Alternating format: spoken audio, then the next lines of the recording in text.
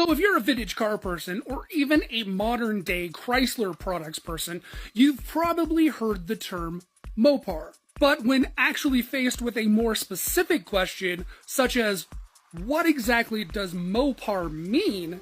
Generally, a lot of people get it wrong. So today, let's talk about a little bit of history on the Mopar brand. Now, of course, when faced with what seems like a generally easy question, what does Mopar actually mean? A lot of people get it wrong. And the answer that I most commonly hear is that it means a Chrysler-based vehicle. Alright then, smartass, what does it mean? Now, I'm not bold enough to stand up here and tell you that you can't continue using it in that context.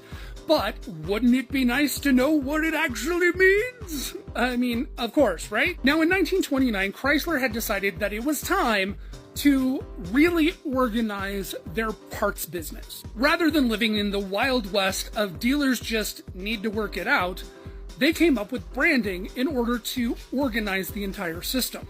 That branding was put under the flagship of Motor Parts Division, and the first logo was designed. Now, Motor Parts Company didn't think much about their branding until the Great Depression. See, up until this point, Chrysler really didn't have to do much advertising, given that the products that they actually produced were model specific to them. If you needed your car fixed, they were the only ones you were going to go to get the part. But during the Great Depression, Chrysler was realizing it's about time that we get some products that actually span other makes and models beyond Chrysler products. And in 1937, they hit a home run. So that meant that Chrysler needed a rebrand, and they needed it really fast in order to get something that would compete against already established companies that they were fighting against on store shelves. That's when a man by the name of Nielsen Fairley organized a promotion council to come up with new ideas